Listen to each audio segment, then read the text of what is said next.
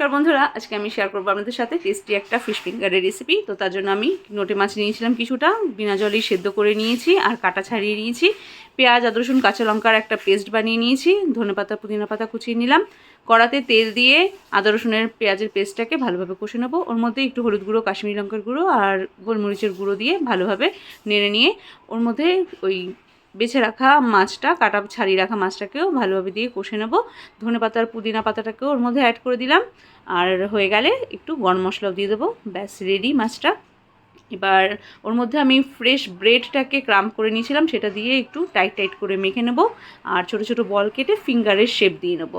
আমি অপরদিকে একটু ডিম নুন দিয়ে গুলিয়ে নিয়েছিলাম, ওর মধ্যেই ফিঙ্গারগুলোকে কোট করে নিয়ে ব্রেড ক্রামেও কোট করে নেব। আর এটাকে আমি আধা ঘন্টা ফ্রিজে রেখেছিলাম স্টোর করে। তো এতে বেশ ভালো সেট হয়ে যায় ব্রেড ক্রামগুলো।